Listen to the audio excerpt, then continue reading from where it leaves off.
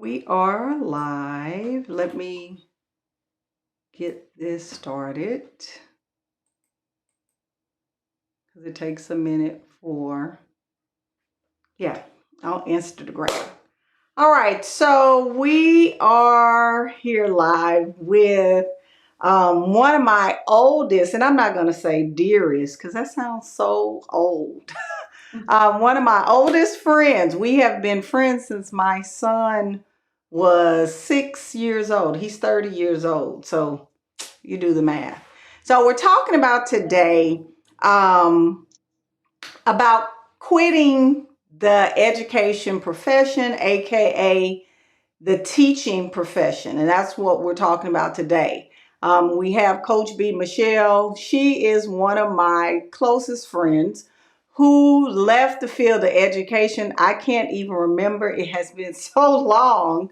And we're going to just have a candid conversation to help teachers who are actually thinking about leaving the field, give you some information, her story, and how she decided to leave and how it's going now, life after teaching, all those good things. So you want to stay tuned. If you're joining live, let me know where you are watching from in the comment section. We're live streaming 3 different places. So wherever, whatever platform you're on, pop it in the comment section and we're about to get it popping. So go ahead, Coach B. Michelle. Well, hello everyone. And yes, like Michelle said, we have been friends for a long time. I feel like Justin is my son too. So I'm just trying to figure out how do I get a 30-year-old. Um, but I will say we met um when I was teaching in Houston. So when I first arrived in Houston, so early in my teaching career, I actually started in education in 1998 in Killeen, at Killeen ISD as a substitute teacher because I was still going to college. I left University of Missouri and came to Fort Hood to help my family out. My aunt, they have young kids. And I was tired of freezing anyway, so Texas seemed like a good place to be. So I started substitute teaching, and so I will back up a little bit. Even my freshman year of college, I was an education major. So let me say that. So my freshman year of college, I was an education major, so I've always wanted to teach. I say for sure, middle school. Then I changed my mind like most people during high school, and then as I got close to graduating, I was like, you know what, I do want to teach. So I started out as an education major. Then once I got to University of Missouri, and I worked in the education department, I had a work study job. So I had to give me a little coins through college. So I worked in the College of Education, and I don't know, something just something just dawned on me, clicked in my head. You know what? It was like you might want to major in something where you can have a diverse, be able to just, do different things, and I have to go keep going back to school. So to be honest, I switched to social work. So I switched to social work. I actually have a BSW and MSW in social work, but through that, I realized that school social work was something that I wanted to get into. But them jobs are a dime a dozen because nobody quit. Them like the cush jobs. So baby, I wasn't trying to wait till nobody died to become a school social worker. So I went back to teaching. So I was teaching, graduated, started teaching, graduated from grad school, went to University of Houston for grad school. So again, so I have an MSW and a BSW in social work, but in between this time, I'm still in education, doing something, um, and teaching. So I'll even say like I think I had to take a little hiatus also because I didn't pass my certification test the first time around. So I will say that for any people that's still in that process, that mode, don't be too hard on yourself. Try again. Um, so I spent a good close to about 17 years in education, give just about, Wow, it and was that I long? loved it. I will say this that times have changed, and I realize that because I'm kind of back in education, but I'll get into that in a little while. But I in 20, I moved to Atlanta. I look. This is Let me let this be a lesson to y'all. Sometimes it ain't worth the money. Okay. So I actually was making pretty decent money in Houston, but I was on the good old web and on the internet, um, and I saw a job in Atlanta that was paying like $10,000 more than what I was making in Houston. But your girl did not fully do all of her research. I'm just gonna be open and honest about that because I did not know the state of Georgia had all them taxes. So by the time the property tax, the sales tax, all of that, the cost of living, it ate up my little $10,000. So I might as well stay myself right back in Houston with my friend. But so I actually ended up going to teach in Abu Dhabi. I taught there for 4 years. And this is where the entrepreneur bug really bit me while I was over there. So by day, I was a teacher. We actually I only really worked like 4 or 5 hours. So the kids that went to school at 7:30 and they got out like at 12:30. So that was the best part of teaching over there. So I was like home back on my couch about one something. So that pretty much I had the whole rest of the day. So I started doing events and promotions. So I'm teaching daytime, nighttime promoter. So we're doing yacht parties, mansion parties, all type of stuff. And this is let me back. This is 20. I left Atlanta in 2009. I left Atlanta in 2009. So this is 2011 where I started. I got a couple other my teacher friends on board, and we started, doing these events. The name of our company was Black Eye Events. I'll have to tell you that story later. You can come over to my page and I'll share that story with you. Um, but so we were started doing that, and even through education, I was always the teacher that was planning the birthday parties, the Sunshine Club, and all of that. So I was always the event planner, even during, but I know I taught elementary. Let me say that. So I taught elementary and middle school, um, sixth grade, middle school. That's where Michelle and I met, in Sheldon. Yep. But typically I was a person like, hey, we're doing the birthday thing or let's gather for this. So I was always the event planner in the group or, at our school. So it wasn't like it was just random. So the whole Abu Dhabi situation just pretty much lended an opportunity for me now to make some money, and do something else that I love as well. So just through those planning those events, learning, especially starting a business in another country, let me tell you, it is. Y'all think being an entrepreneur in the U.S. ain't no joke, but try starting one in a whole other country. Um, different rules, all of that stuff. But I had a good run, and so when I decided to come back to the U.S., I felt like I gave all I could give the education. I felt like so 2013, so a good solid 15 years if you counting my substitute time. So a good solid 15 years at that point, I realized that I wanted to see what else life had to offer. And I knew that I was more than just a teacher. Um, so when I decided to leave Abu Dhabi, I actually launched my first company. I launched it in Abu Dhabi before I left, called Be Michelle Event. And so when I came back to the U.S., we did event planning, personal events, so like the weddings, anniversary parties, things of that nature. So that's what kicked off the Be Michelle brand. Um, in that space, you want me to talk about anything in specific, or Yeah, but I wanted to kind of what led up to, like, we have teachers in this space, and like you mentioned, education has changed. The whole landscape has changed. Never I started, like you said, you started teaching 98, I started 99. Never have I seen so many teachers dissatisfied with education. So were you in that space or in that kind of headspace when you said, okay, I'm done? so I have to be honest in this space. So teaching in Abu Dhabi, like honestly, I would have stayed a little longer than 4 years. I really left for personal reasons. But what I did know is that I wasn't going back into the classroom in the U.S. because I knew the shenanigans that was waiting for me. And some of my colleagues that taught in Abu Dhabi with me that came back to the US to teach, they ain't last long. They did not last long. So I knew the whole thing with, the lesson plans, the observations, the random observations, and not getting any support from admin was still waiting on me when I got back. So I was like, no, I can't like I don't I'm gonna be honest, although I'm kind of doing it now, but at that time I just don't think I could do full-time teaching and start a business.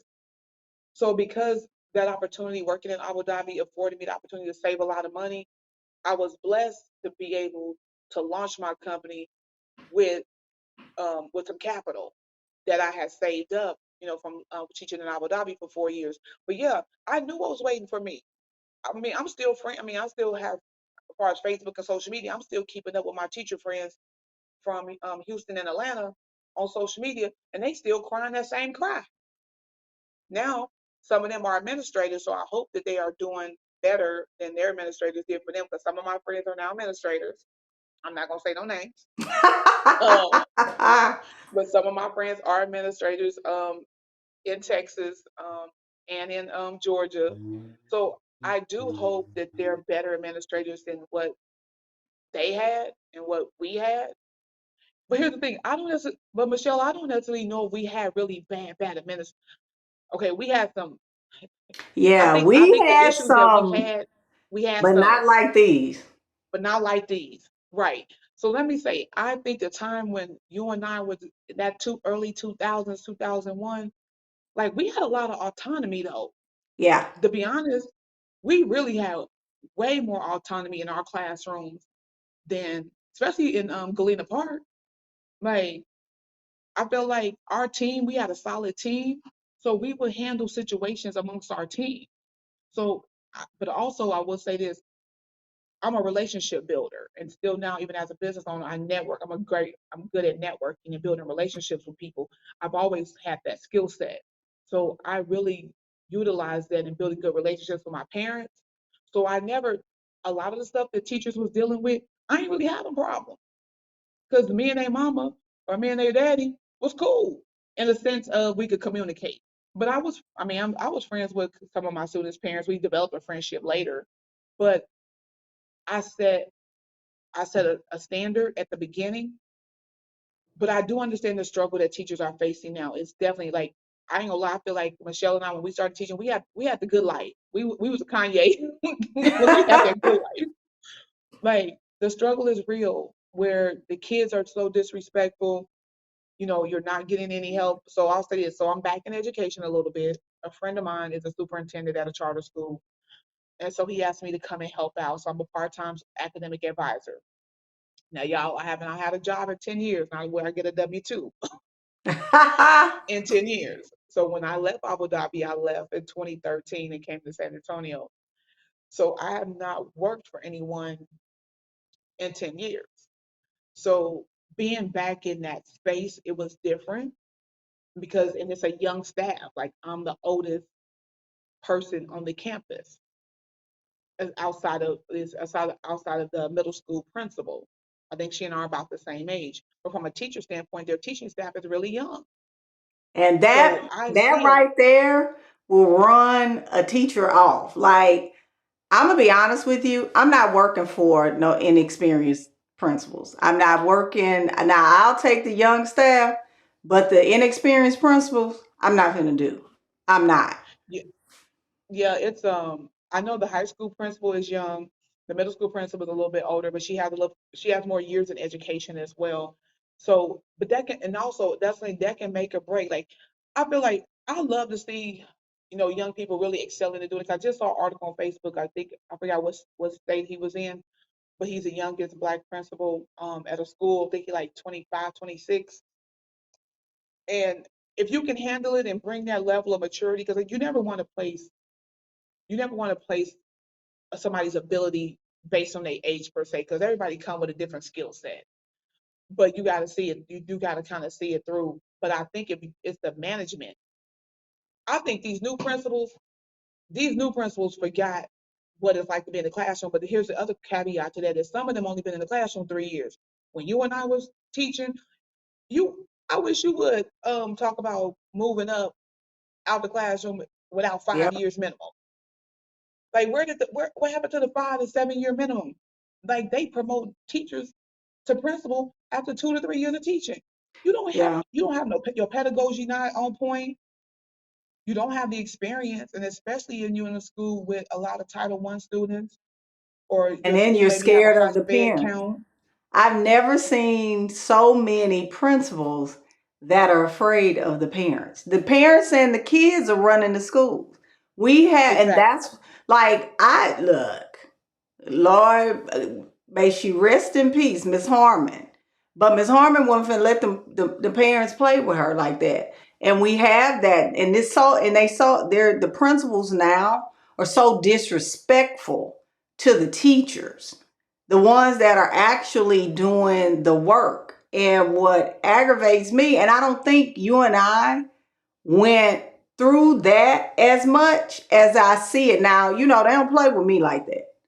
Now I've seen them disrespect these younger teachers, but I don't play with people like that because I don't disrespect you. Respect is a two-way highway, but I've never seen so many disrespectful principles in my entire life. You know, which I think But I think that I go ahead. also, that's what I'm saying, but I think that also goes to like, what was their teaching experience like? And who are their mentors? Like, who are these principals' mentors? Is the district providing like really solid training for principals, especially new principals in that year, 1 year to 3 year time frame as a principal? That's, I mean, you need to nourish principals at the end of the day. So just like, and I'm pretty sure there's probably some sort of level of meetings and trainings, but like, is it really, really, are you really going hardcore on making sure from a leadership perspective? But here's the thing I also talk from an entrepreneur standpoint, just from the teacher. The moment you accept that teaching position, you are thrust into a leadership role. And it's very important for you to understand what your leadership style is, as well as your teaching style. But definitely more important, your leadership style, because you are the leader in the classroom, and then you may also become a leader around the school and then in the community. So it's very important for teachers to understand their leadership style. That's one training or staff development that I wish a lot of schools would spend money on, is helping teachers develop themselves as leaders as well. Because I think that also helps you, especially if you want to come outside the classroom. If your goals are to come outside the classroom at some point and really be in a upper level leadership role, you need to know what your leadership style is and how you're able to handle people, children, and be in different segments. I don't think we put enough on developing leaders. I'm gonna say it that way. I just don't feel like we put enough into developing leaders as far as the school staff and administration. True, and I think, like as teachers are looking for other alternatives, because I'm gonna be honest with you. For me, I started building my brand in 2013 when I was in Louisiana, because I saw a need. It started out with teachers pay teachers, and then it has steamrolled into speaking at conferences, consulting, virtual workshops, which I'm hosting one this weekend for test prep, and supporting outside of the classroom. So, people, as we move forward, because it's not going to get any better, it's not. Teachers are going to leave, and teachers, with my experience, we got one foot, no, we got a foot, a leg, and half our body, or three-fourths of it, is out of the door. We're leaving. So for teachers that are 10 years and you have to do something else, and I'm gonna be honest with you, I am going to leave public education. I'm done with it. And I should have left 5 years ago. But the kids tug at your heartstrings.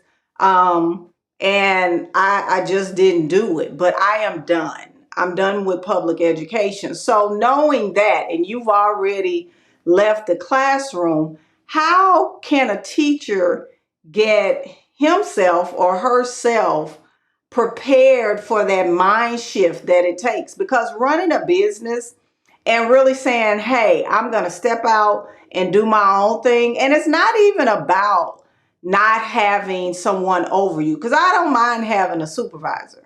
I don't.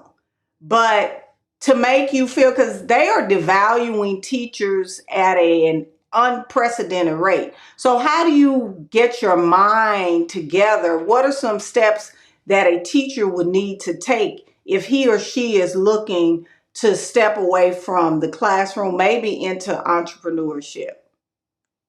So let me also caveat. So what I do now is I took a little pivot. So from event planning, I was in the marketing space a little bit and then landed in brand development. So currently, right now, I'm a brand coach and I do brand consulting. So I've even worked with Michelle on her brand as she was getting started as well. And one of the things that I will say, start early. The joy of starting a business while you got a job is that you don't necessarily have to rush through the business development process. Spend time really researching the industry you want to go into, whether it's a service based or a product based. Like spend as much time researching what's available, what resources are out there. What do you want to bring different? So while you're getting a check and good insurance right now, Okay. this is a time for you to start really honing in on the research section of starting a business, figuring out business plan. Start jotting things down. You don't got to come up with a full out plan, but just start jotting things down. Researching other people that's in the industry. Start following them people on social media. Interact with them on social. Comment on their posts, things of that nature. Start surrounding yourself with other business owners. Although you may not be doing nothing right now, but start going to networking events, inserting yourself in those situations where you know business owners are, just so you can start learning the lingo, understanding what other business owners are talking about. Also, so you can get an idea of their pain point. Okay, so that way, as you start to develop what you want to do, you got some idea. It's almost like being a student teacher. The joy of student teaching is that it's not your class, so you don't have to worry about anything. So it's not your class. So you have that. Um, you can take that time as even as a student teacher, you get to see what the teacher's really doing. Okay, so you don't have to worry about the classroom, the grades, but that's your time to learn. So spend this time while you're in the classroom, still working to research, figure out what you want to do, start going to networking events, getting around business owners, build you a little tribe. Even find some other teachers who may want to start a business and you guys, start a friendship, start a cohort, start a tribe, a think tank, start immersing yourself into day-to-day activities with business owners once you get off because you got a 9 to 5 and a 5 to 9 ready. And you got four good solid Ah, hours. You got 4 good solid hours to be entrenched in entrepreneur life before you got to go to bed and get up and work tomorrow. But and that's really and pick some days. This is not an everyday deal, but pick if you're gonna do Monday, Wednesday, Friday, or Tuesday, Thursday, it's gonna be your entrepreneur training days where you're gonna go to networking events, where you're gonna go to workshops. Look at the SBA's website. Them workshops are free. A lot of them are in the evening. So look at what programs are in your city where you can go to free workshops that's in the evening after you get off work and start QuickBooks. Learn QuickBooks. Marketing. Stay tapped in with Michelle from a social media standpoint, from a marketing standpoint. Like she the best at it as far as navigating and marketing your business using social media because it's one thing to just post your pics and your family type stuff on. It's another thing when you're actually posting and having a strategy for our marketing on social media. So being able to tap into people that can help you get in that mindset to where you start posting a little bit different. Um, and so and think of it, start taking the time to think of a good name for your business. Do some research, see if the name exists already. So this is really your research mode time to get you in that space and also just changing your circle of people. yeah. So you might not be able to go to the teacher happy hour, you at the other happy hour with the business owners. Okay. You ain't at Papados, you over there you at the Westin, okay? Okay. Um Yeah. you with Big Bang Hank and them. So you gotta leave. You might not have to go. You might have to miss a few teacher happy hours. Okay. Um. Oh wow, this is not for. You might have to miss a few teacher happy hours. So yeah. So just know that you just got to do a mindset shift. You might just have to do a mindset shift in that space, but it's a slow grind. So that's another thing. In the words of Nipsey Hussle, it's a sprint, not a marathon. I mean, it's a marathon, not a sprint. So you don't feel rushed into it but enjoy, collect getting while you got to check, do all these things while you're working, so you can start and using that money to invest in your business. So slow roll the money. Start putting get you an extra savings account for your business. So start putting you 20, 30, 40, $50 away for business related stuff. So to go to workshops or go to conferences, things of that nature. So I done Yeah. gave you a lot, but it's a And you're process. right about the whole 5 to 9. Some of the people they always ask me, well, how do you get stuff done? I'm an early riser. I don't go to bed early, but 10 o'clock I'm in bed. Sometimes 9 o'clock, but I am up generally at 4 a.m. every morning. I work on my business before I go to work.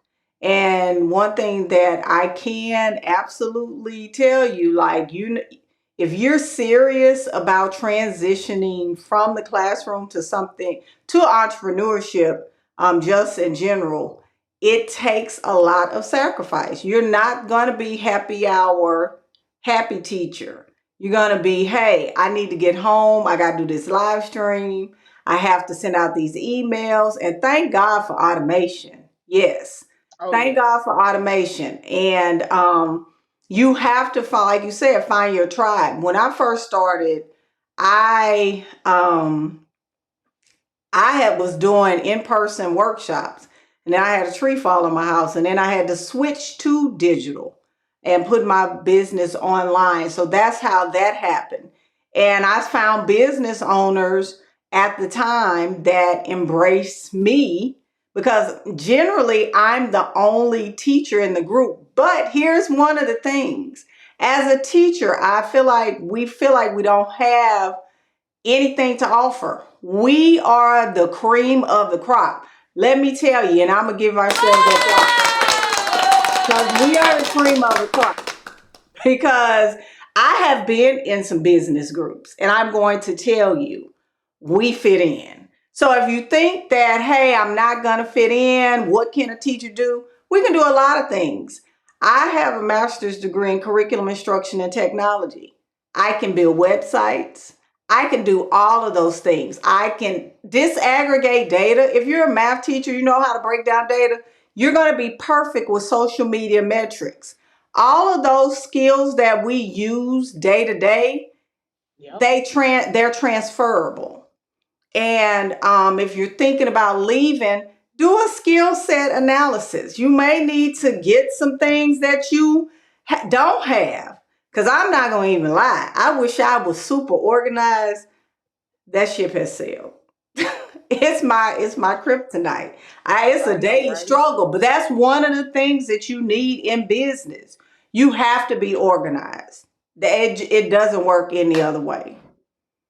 So go ahead. No, the organization part is key. And I mean, you don't have to be super, super because that's, you got virtual assistants, you got other things, other tools that can help you. Trust me, because I'm the same way, but I make it work. Now, these days, I live by the calendar for the most part. Ah, I do have some slip ups, but if it ain't on the calendar, it might not happen.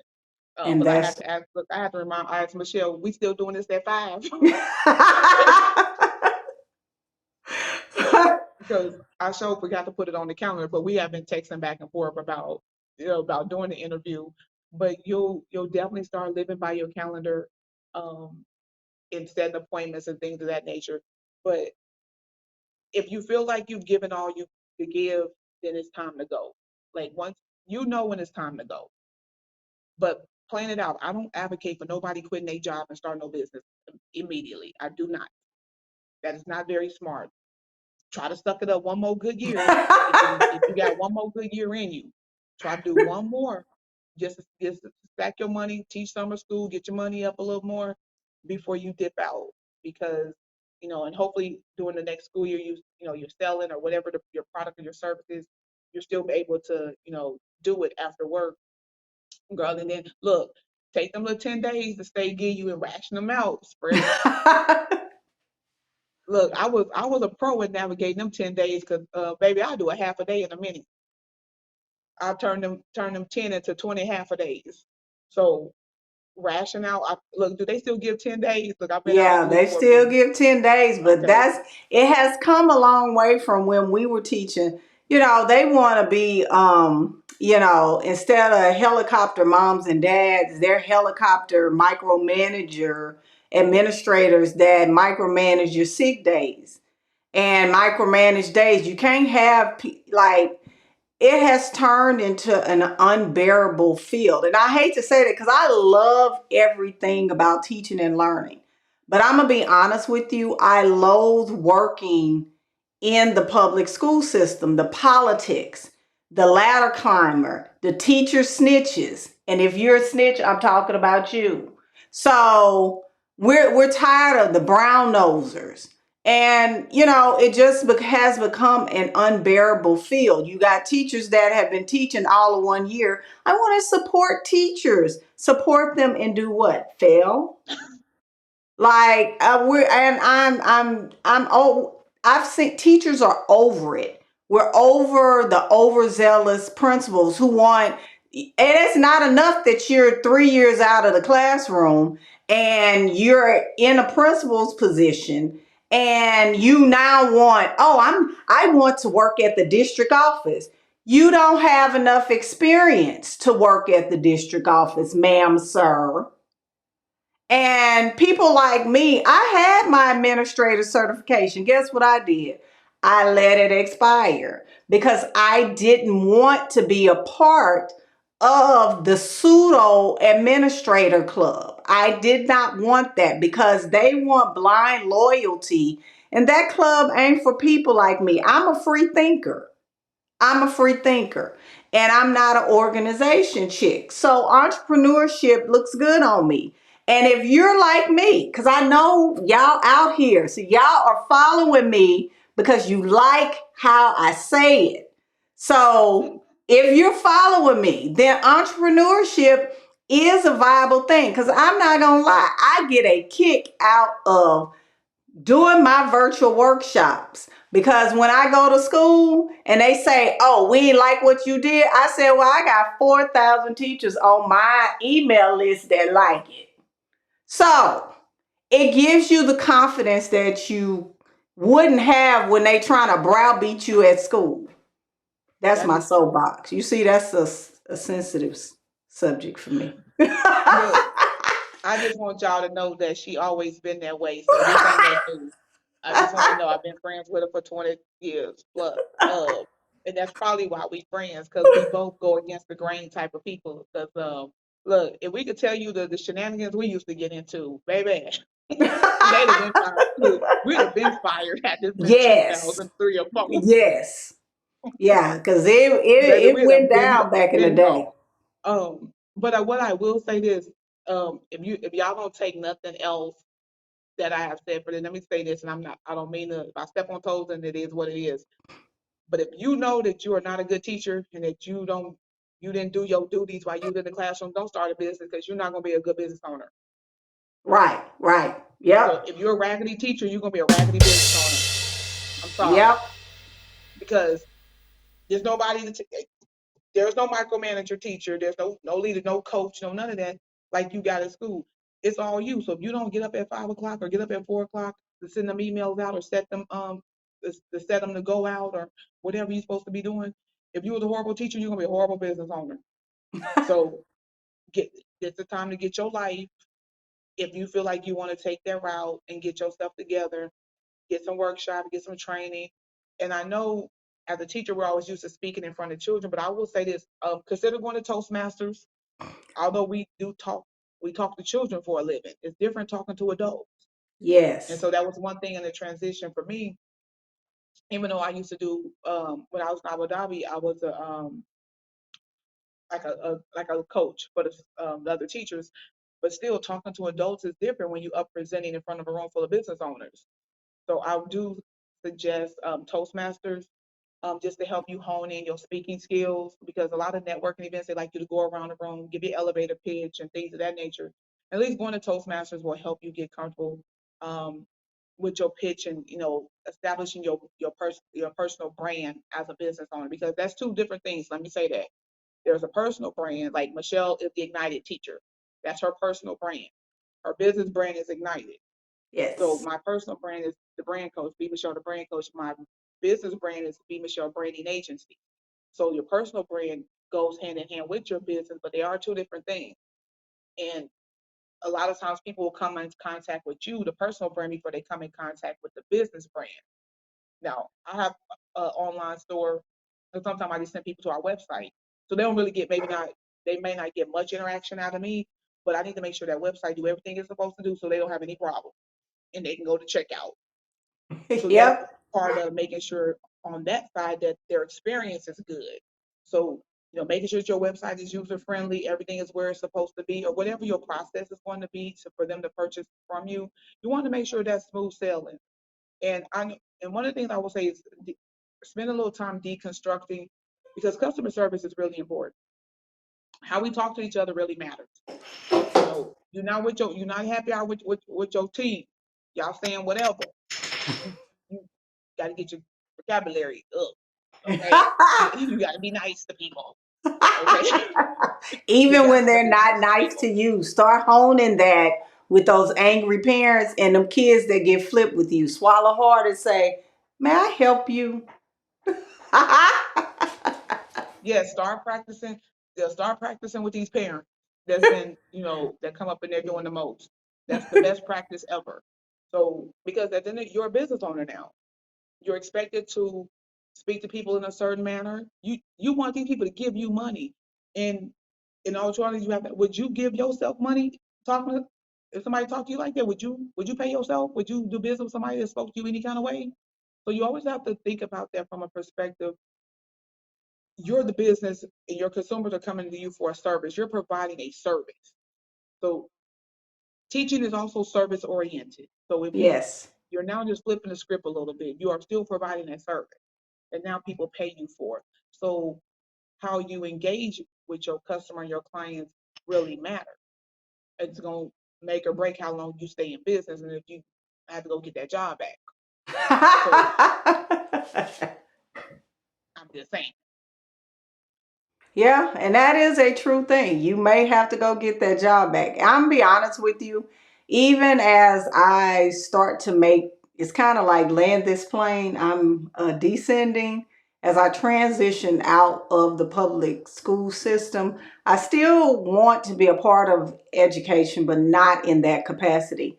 And I'm not even, sold on the whole idea of being an entrepreneur all day. I can teach or do something part time. I just do not want to do it full time. I love teaching and learning. It's the best feeling when my students or a teacher who I'm supporting comes back and say, you know what, that worked perfectly. Because I know what it feels like staring into a black hole. And everything that we do in education, like she said, it's a soft skill that is needed in business. It is. So if you're thinking about making the transition, if you're thinking about, hey, I don't know what to do, start looking at, like I said, first step one, do a skills inventory. What can you do? And I'm going to be honest with you. People ask me, well, how do I get up every day? If you're looking to feel like doing your business, then it's not for you because I have been doing this on the side for a long time. And it makes me happy when I'm able to work in my business. It brings me joy, more joy than teaching is doing at this moment. So, I say that, but if you find that you have a passion for something, start cultivating it, like she said, and start looking at how you can monetize it, get your tribe together, start finding like minded people. Baby, happy hour, it's going to be a thing of the past. But while they're happy houring it, you will be happy houring out. While they're still calling you, talking about the same old stuff. This principal done got on my nerves. This, that, third, and that's the set. And unfortunately, some people are lifers in the public school system, and that's fine. That is a-okay. But I do believe that everybody has a path. Yes. I think my little time in this space about to be up. Okay. So we're going to end there. If you tell them where they can find you at. Yes, I'm on Coach B Michelle on social media. Right. So she's moving It's around. Coach D Michelle on Facebook. Thank you. On Facebook, LinkedIn, and Instagram, all the same. All right. So thank Hopefully, it's you not too all much for noise tuning out here. in. If you, I'm live on this platform. I'm the Ignited Teacher. Also, I'm starting a new gig, the live streaming teacher, where I am teaching teachers how to transition from the classroom into hosting their own virtual workshops. So if you're interested in that, hop on over. I'm on Instagram, YouTube, and Facebook under the live streaming teacher. Thank you all for tuning in, and I will see you all in my next live stream. Bye bye. Yay! Thank you guys, and be sure to follow me on social.